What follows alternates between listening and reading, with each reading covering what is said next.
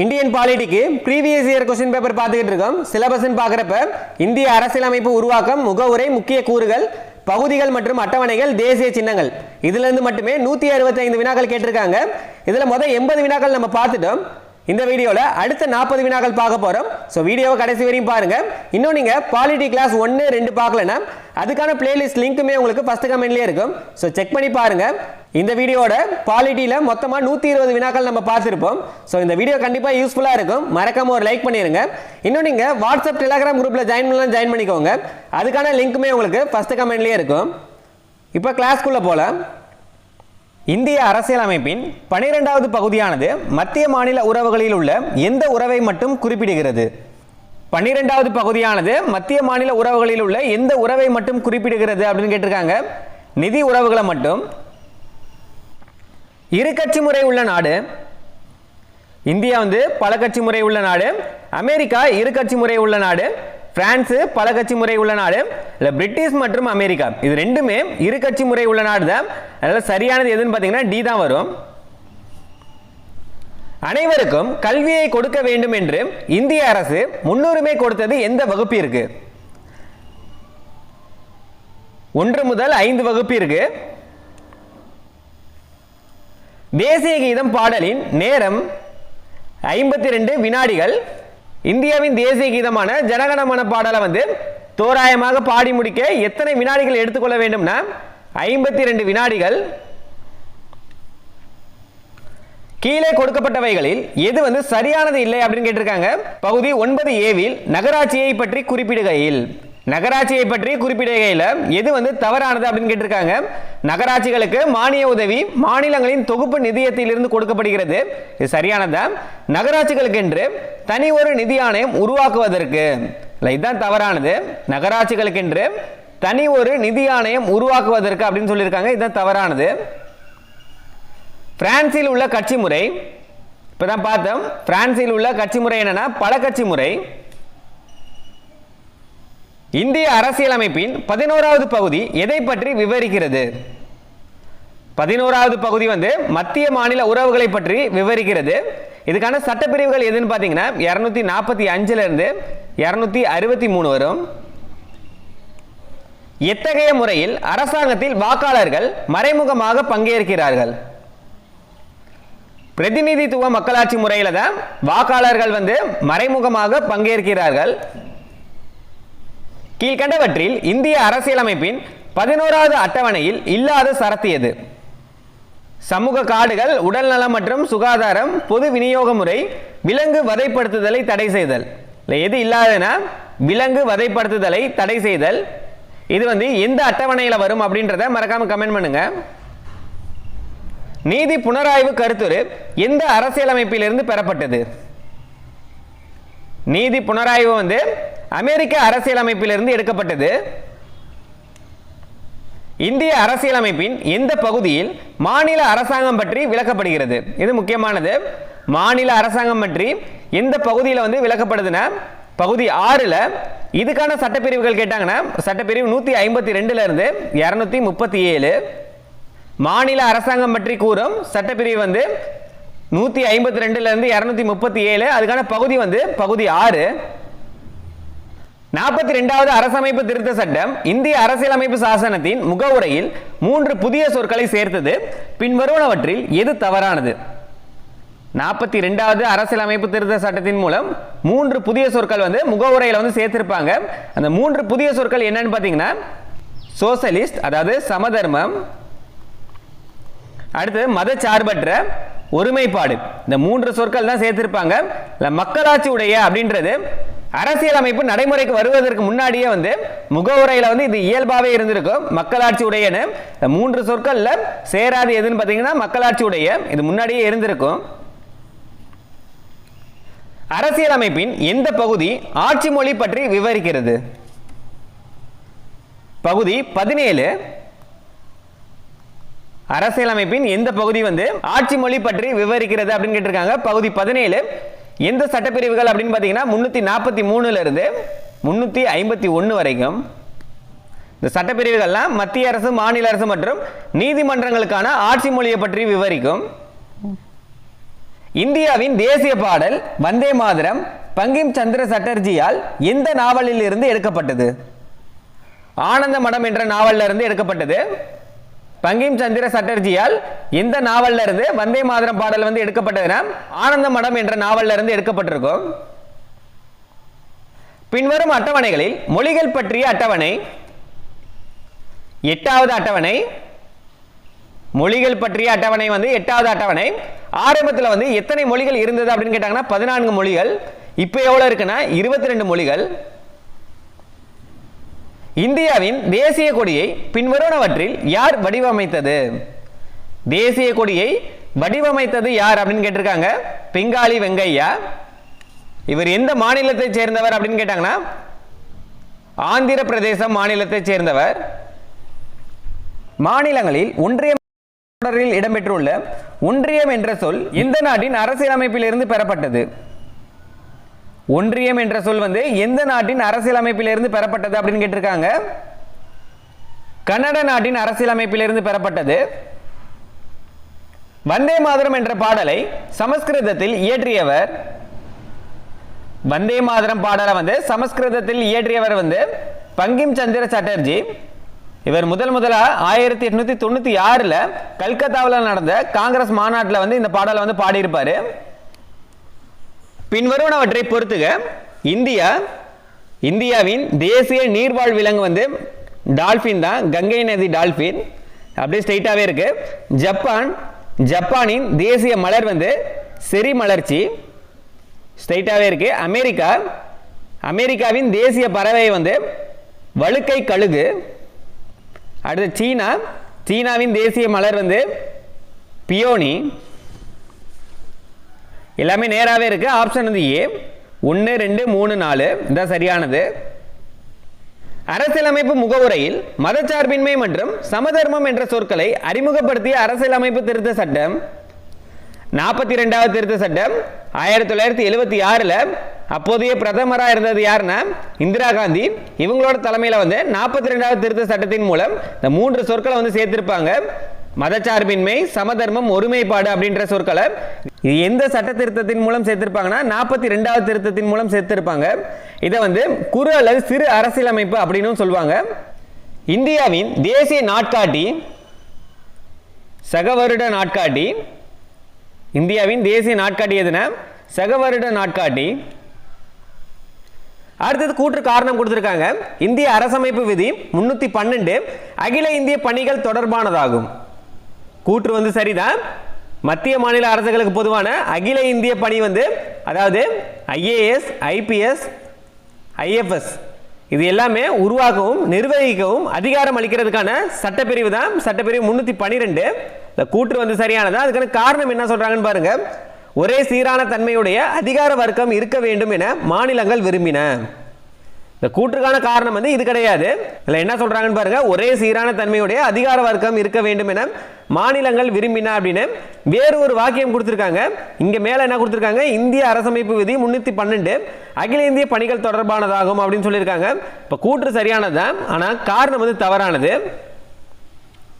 கூற்று ஏ வந்து உண்மையாகும், காரணம் வந்து தவறாகும். இந்தியா ஒரு மனித குலத்தின் அருங்காட்சியகம் என அழைத்தவர் V.A. ஸ்மித். அடுத்தது பொறுத்துக. நாடுகள் கொடுத்திருக்காங்க. அந்த நாடுகளோட நாடாளுமன்றத்தின் பெயர்கள் என்ன அப்படின்னு கேட்டிருக்காங்க. அமெரிக்க ஐக்கிய நாடுகளின் நாடாளுமன்றத்தின் பெயர் வந்து காங்கிரஸ். ஜப்பானுக்கு வந்து டயட். பிரிட்டன் வந்து பாராளுமன்றம். டென்மார்க் போல் கட்டிங். இது அப்படியே ஸ்ட்ரெயிட்டாவே ஆன்சர் கொடுத்திருக்காங்க. ரொம்ப முக்கியமானது. அமெரிக்க ஐக்கிய நாடுகள் காங்கிரஸ், ஜப்பான் வந்து டயட், பிரிட்டன் பாராளுமன்றம், டென்மார்க் வந்து போல் கட்டிங். ஆப்ஷன் வந்து ஏ.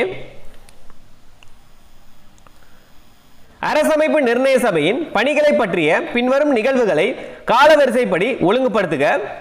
1. இந்திய காமன்வெல்த் அமைப்பின் உறுப்பினராக அங்கீகரிக்கப்பட்டது. 2. தேசிய கொடி ஏற்றுக்கொள்ளப்பட்டது. தேசிய கீதத்தை ஏற்றுக்கொண்டது. தற்காலிக இந்திய பாராளுமன்றமாக தொடர்ந்து இயங்கியது. இது எல்லாத்தையுமே காலவரிசைப்படி எழுத சொல்லியிருக்காங்க. இதுக்கான ஆண்டுகள் உங்களுக்கு தெரிஞ்சதான் சரியா வரிசைப்படுத்த முடியுமே. இந்திய காமன்வெல்த் அமைப்பின் உறுப்பினராக அங்கீகரிக்கப்பட்டது எந்த ஆண்டு அப்படின்றது உங்களுக்கு தெரியணும். எந்த ஆண்டுனா மே 1949. தேசிய கொடியை ஏற்றுக்கொண்டது 22 ஜூலை 1947 தான் தேசிய கொடி ஏற்றுக்கொள்ளப்பட்டது. தேசிய கீதத்தை ஏற்றுக்கொண்டது எப்பன்னு பார்த்தீங்கன்னா 24 ஜனவரி 1950. தற்காலிக இந்திய பாராளுமன்றமாக தொடர்ந்து இயங்கியது எப்பனா 26 ஜனவரி 1950. புதிய நாடாளுமன்றம் உருவாகிற வரைக்குமே தற்காலிக நாடாளுமன்றமாக தொடர்ந்து இயங்கியது. ஆண்டுகளை வரிசைப்படி கொடுத்தோம்னா ஃபர்ஸ்ட் எது வரும்னு பாருங்க. 1947 தான் ஃபர்ஸ்ட் வரும். ரெண்டாவதா இருக்கிறது தேசிய கொடியை ஏற்றுக்கொண்டது அப்படின்றது தான் ஃபர்ஸ்ட் வரணும். 1947க்கு அப்புறமேட்டு இந்திய காமன்வெல்த் அமைப்பின் உறுப்பினராக அங்கீகரிக்கப்பட்டது எப்பனா மே 1949. அடுத்தது ரெண்டு பாருங்க 1950, இங்கே 1950 இருக்கு. அப்ப நாட்களை வச்சு நம்ம கண்டுபிடிக்கணும். மாதமும் ஒன்று தான். நாட்களை வச்சு பார்க்குறப்ப 24 தான் முன்னாடி இருக்கு. தேசிய கீதத்தை ஏற்றுக்கொண்டது. அதுக்கு அடுத்தது லாஸ்டா தான் தற்காலிக இந்திய பாராளுமன்றமாக தொடர்ந்து இயங்கியது. இது லாஸ்டா வரும். இப்போ சரியானது என்னன்னு பாருங்க. 2, 1, 3, 4 தான் சரியானது. Option A. இந்தியாவில் நீதி புனராய்வு பற்றிய கீழ்காண்பனவற்றில் எவை சரியானது? 3 வாக்கியம் கொடுத்திருக்காங்க. இதுல எது சரியானது அப்படின்னு கேட்டிருக்காங்க. இந்தியா நீதி புனராய்வு என்ற கருத்துருவை அமெரிக்காவில் இருந்து பெற்றது. இது ரொம்ப முக்கியமானது. ஏற்கனவே பார்த்திருப்போம். நீதி புனராய்வு எங்கிருந்து எடுக்கப்பட்டதுன்னா அமெரிக்கால இருந்து. ரெண்டாவது, ஒன்றிய மற்றும் மாநில சட்டங்கள் இரண்டும் உச்சநீதிமன்றத்தின் நீதி புனராய்வுக்கு உட்படும். ரெண்டாவது சரியானதா? மத்திய மாநில சட்டங்கள் இரண்டுமே உச்சநீதிமன்றத்தின் நீதி புனராய்வுக்கு உட்படும். ரெண்டாவது சரியானதா? மூணாவது, அரசியலமைப்பு சட்டப்பிரிவு 13B நீதித்துறை மறு ஆய்வு செய்வதை தடுக்கிறது. 3 தவறானது. ஏன்னா இந்த சட்டப்பிரிவு தப்பா கொடுத்திருக்காங்க. 31B வரணும். 13B அப்படின்னு கொடுத்திருக்காங்க. அதனால முதல் 2 சரியானது, 3 தவறானது. 1 மற்றும் 2 சரி. இந்திய அரசியலமைப்பில் பொதிந்துள்ள சோசலிச கோட்பாட்டின் தன்மையானது. 1, அரசு நடவடிக்கைகளில் சோசலிச கருத்துக்களின் தாக்கம் மக்களாட்சி சோசலிச அரசு நிறுவுவதை நோக்கமாக கொண்டது. கிழக்கு ஐரோப்பிய கூட்டு சோசலிச முறையை போன்றது. முழுமையான மார்க்சியத்தின் தாக்கம். சோசலிச கோட்பாட்டின் தன்மை என்ன அப்படின்னு கேட்டிருக்காங்க. 1, 2 தான் சரியானது. அரசு நடவடிக்கைகளில் சோசலிச கருத்துக்களின் தாக்கம் மக்களாட்சி சோசலிச அரசு நிறுவுவதை நோக்கமாக கொண்டது. 2 தான் சரியானது. புரியும்படி பார்த்தோம்னா இந்திய அரசியலமைப்பில் உள்ள சோசலிசம் அப்படின்றது ஜனநாயக சோசலிசம் அப்படின்னு சொல்லுவாங்க. இது ஒரு கலப்பு பொருளாதாரத்தை அடிப்படையாக கொண்டதா இருக்கும். இதோட முக்கிய நோக்கமா என்ன இருக்கும்னா சமூக நலனை முன்னிறுத்துவதோடு மக்களாட்சி வழியில வறுமை மற்றும் ஏற்ற தாழ்வுகளை ஒழிப்பதே இதோட முக்கிய நோக்கமா இருக்கும். ஆனால் கிழக்கு ஐரோப்பிய சோசியலிச முறையில இருந்தும் மார்க்சியத்தில் இருந்தும் முற்றிலுமா வேறுபட்டது இது. அதனால முதல் 2 தான் சரியானது. 1 மற்றும் 2 இது ரெண்டுமே சரியானது. நீதி புனராய்வு பற்றிய கீழ்காணப்படும் வாக்கியங்களில் எது சரியானது? 3 வாக்கியம் இருக்கு. நீதி புனராய்வு கோட்பாடு யூகேவில் தோன்றியது. 1 தவறானது. இப்பதான் பார்த்தோம் அமெரிக்கா அப்படின்னு. யுஎஸ்ஏ வரணும். இந்திய அரசியலமைப்பு நீதித்துறைக்கு நீதி புனராய்வு அதிகாரத்தை வழங்குகிறது. 2 சரியானது. இந்திய அரசியலமைப்பு நீதித்துறைக்கு நீதி புனராய்வு அதிகாரத்தை வழங்குகிறது. 2 சரியானது. நீதி புனராய்வு அதிகாரத்தை அரசியலமைப்பு திருத்தம் மூலம் குறைக்க முடியாது. 3வது சரியானதுதான். நீதி புனராய்வு அதிகாரத்தை அரசியலமைப்பு திருத்தம் மூலம் குறைக்க முடியாது அப்படின்றதும் சரியானதுதான். இதுல 2, 3 தான் சரியானது. கீழ்வரும் எந்த நாட்டு அரசியல் அமைப்பில் இருந்து இந்திய அரசியல் அமைப்பில் உள்ள அரசு நெறிமுறை கோட்பாடுகள் என்ற ஆதாரம் எடுக்கப்பட்டது? அரசு நெறிமுறை கோட்பாடு என்ற ஆதாரம் எந்த அரசியல் அமைப்பில் இருந்து எடுக்கப்பட்டது அப்படின்னு கேட்டிருக்காங்க. அயர்லாந்து அரசியல் அமைப்பில் இருந்து. அரசு நெறிமுறை உறுத்தும் கோட்பாடுக்கான பகுதி என்ன அப்படின்னு கேட்டாங்கன்னா பகுதி 4. இந்த அயர்லாந்து அரசு நெறிமுறை உறுத்தும் கோட்பாடுகளை எந்த நாட்டில இருந்து இது பெற்றது அப்படின்னு கேட்டாங்கன்னா ஸ்பெயின் நாட்டில இருந்து. இந்தியா அரசு நெறிமுறை உறுத்தும் கோட்பாடுகளை அயர்லாந்துல இருந்து எடுத்துச்சு. ஆனா இந்த அயர்லாந்து எங்கிருந்து இதை எடுத்துச்சுன்னா ஸ்பெயின் நாட்டில இருந்து. கீழ்கண்டவற்றை பொறுத்துக இந்திய அரசியல் அமைப்பு எந்தெந்த நாடுகள்ல இருந்து எடுத்திருக்கு அப்படின்ற மாதிரி கொடுத்திருக்காங்க. அமெரிக்க அரசியல் சாசனம், உச்சநீதிமன்ற நீதிபதிகளை பதவியிலிருந்து நீக்கும் முறை, ஜெர்மனியின் வெய்மர், நெருக்கடி காலத்தில் அடிப்படை உரிமைகளை நிறுத்தி வைத்தல், பிரிட்டிஷ் அரசியல் சாசனம் ஒற்றை குடியுரிமை எந்த அரசியல் அமைப்பிலிருந்து எடுக்கப்பட்டது அப்படின்னு கேட்டாங்கன்னா பிரிட்டிஷ் அரசியல் அமைப்பிலிருந்து. பாராளுமன்றத்தின் மேலவைக்கு பிரதிநிதிகள் நியமனம், இது எங்கிருந்து எடுக்கப்பட்டதுன்னா ஐரிஷ் அரசியல் சாசனத்திலிருந்து. இது எல்லாமே இந்திய அரசியல் சாசனம் எங்கிருந்து பெறப்பட்டது அப்படின்றத கொடுத்துருக்காங்க. ஆன்சர் ஸ்ட்ரெயிட்டாகவே இருக்கு. Option A. இது எல்லாத்தையுமே நோட் பண்ணிக்கோங்க. கீழ்கண்ட நாடுகளில் எந்த நாட்டின் தேர்தல் முறையினை இந்தியா ஏற்றுக்கொண்டுள்ளது? எந்த நாட்டின் தேர்தல் முறையை இந்தியா ஏற்றுக்கொண்டுள்ளது அப்படின்னு கேட்டிருக்காங்க. இங்கிலாந்து நாட்டின் தேர்தல் முறையை தான் இந்தியா ஏற்றுக்கொண்டுள்ளது.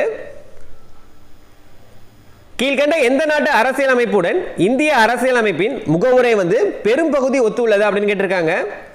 அமெரிக்க நாட்டு அரசியலமைப்பின் முகவுரையுடன் இந்தியாவின் முகவுரையின் பெரும்பகுதி ஒத்துள்ளது. பொதுநல வழக்கு என்னும் கருத்து எந்த நாட்டில் தோன்றியதாகும்? முக்கியமானது.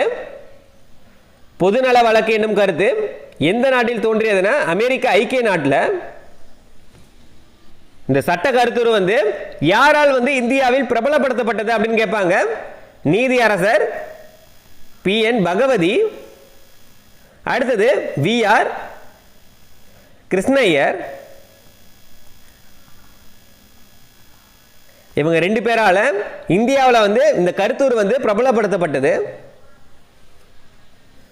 உலகிலேயே எழுதப்பட்ட மற்றும் மிகவும் நீளமான அரசியலமைப்பு இந்திய அரசியலமைப்பு. அடுத்தது கூற்று காரணம் கொடுத்திருக்காங்க. அரசியல் சாசன நிர்ணய சபையை மாநில சட்டமன்றத்தின் உறுப்பினர்கள் மறைமுகமாக தேர்ந்தெடுக்கிறார்கள். அதுக்கான காரணம் என்னன்னு பாருங்க. மாநில சட்டமன்றத்தின் ஒவ்வொரு சமுதாயமும் தன் உறுப்பினர்களை ஒற்றை மாற்றத்தக்க விகிதாச்சார வாக்குமுறையில் தேர்வு செய்கிறார்கள். அதுக்கான காரணம் தவறு. அரசியல் சாசன நிர்ணய சபையை மாநில சட்டமன்றத்தின் உறுப்பினர்கள் மறைமுகமாக தேர்ந்தெடுக்கிறார்கள். கூற்று சரியா இருக்கு. ரெண்டாவது காரணமும் சரிதான். ஆனால் தனித்தனி வாக்கியமா பார்க்குறப்ப ரெண்டுமே சரியானதா. மாநில சட்டமன்றத்தின் ஒவ்வொரு சமுதாயமும் தன் உறுப்பினர்களை ஒற்றை மாற்றத்தக்க விகிதாச்சார வாக்குமுறையில் தேர்ந்தெடுக்கிறார்கள், சரியானதா. ஆனால் இந்த கூற்றுக்கான காரணம் இது கிடையாது.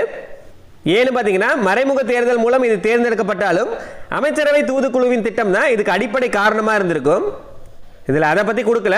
அதனால கூற்று சரிதான், காரணமும் சரிதான். ஆனால் இந்த காரணம் இந்த கூற்றுக்கான சரியான விளக்கம் அல்ல. ஏ மற்றும் ஆர் இரண்டுமே சரிதான். ஆனால் ஆர் ஏவிற்கான சரியான விளக்கம் அல்ல.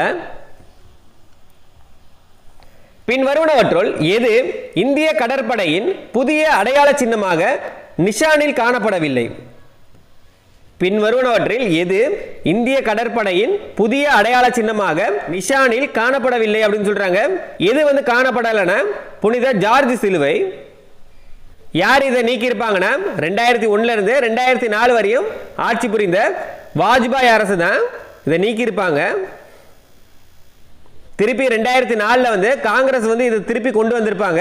ஆனால் 2022 நிரந்தரமா மாற்றப்பட்டு சத்ரபதி சிவாஜியின் ராஜமுத்திரை தான் இதுல சேர்த்திருப்பாங்க.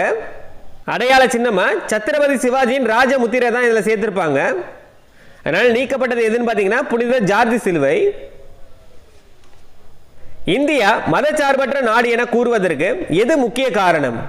அனைத்து மதத்திற்கும் அரசாங்க வேலை, மத சிறுபான்மையினருக்கு சிறப்பு பாதுகாப்பு, பல்வேறு மதத்தை சார்ந்த மக்கள் இந்தியாவில் வசிக்கின்றார்கள், மதம் என்பது அரசியலில் இருந்து பிரித்து வைக்கப்பட்டுள்ளது. இல்ல பாருங்க, சி இருக்கலாம், டி இருக்கலாம். பல்வேறு மதத்தை சார்ந்த மக்கள் இந்தியாவில் வசிக்கிறார்கள், இது ஒன்னா இருக்கலாம். அடுத்து மதம் என்பது அரசியலில் இருந்து பிரித்து வைக்கப்பட்டுள்ளது, இதான் முக்கிய காரணம். எந்த நாட்டில் இருகட்சி ஆட்சி முறை நடைமுறையில் உள்ளது? இங்கிலாந்துல. சீனா ஒற்றை கட்சி முறை, பிரான்ஸ் பல கட்சி முறை, சோவியத் யூனியன் என்ன அப்படின்றத கமெண்ட் பண்ணுங்க. 2010 திருத்தப்பட்ட 1951 ஆண்டின் மக்கள் பிரதிநிதித்துவம் குறித்த சட்டம் யாருக்கு வாக்களிக்கும் உரிமையை வழங்குகிறது? அனைத்து இந்திய குடிமக்களுக்கும் பிற நாடுகளில் இருந்து குடியேறியவர்கள், இந்தியாவில் இருந்து நாடு கடத்தப்பட்ட வெளிநாடுகளில் உள்ள இந்திய பாஸ்போர்ட் வைத்திருப்பவர்கள். 2010 திருத்தப்பட்ட 1951 ஆண்டின் மக்கள் பிரதிநிதித்துவம் குறித்த சட்டம் யாருக்கு வாக்களிக்கும் உரிமையை வழங்கியதுன்னா வெளிநாடுகளில் உள்ள இந்திய பாஸ்போர்ட் வைத்திருப்பவர்களுக்கு வாக்களிக்கும் உரிமையை வழங்கியது. மயில் இந்தியாவின் தேசிய பறவையாக அறிவிக்கப்பட்ட ஆண்டு 1963. இதோட 120 வினாக்கள் பார்த்திருப்போம். அடுத்த வீடியோல அடுத்த 40 வினாக்கள் பார்க்கலாம். இந்த வீடியோ கண்டிப்பா யூஸ்ஃபுல்லா இருந்திருக்கும். மறக்காம ஒரு லைக் பண்ணிருங்க. இன்னும் சில பேர்கிட்ட ஜிஎஸ் கான மெட்டீரியல்ஸ் இல்லாம இருப்பீங்க. அதாவது யூனிட் 2ல இருந்து யூனிட் 6 வரைக்கும் 120 லெசனுக்கான மெட்டீரியல்ஸ் நம்ம கிட்ட இருக்கு. ஸோ தேவைப்படுறவங்க மட்டும் டிஸ்கிரிப்ஷன்ல ஃபர்ஸ்ட் கமெண்ட்லேயே வாட்ஸ்அப் நம்பர் இருக்கும். உங்க நேம் சொல்லி ஜிஎஸ் ஃபுல் மெட்டீரியல்ஸ் அப்படின்னு டெக்ஸ்ட் பண்ணுங்க, டீட்டெயில் சொல்லுவோம்.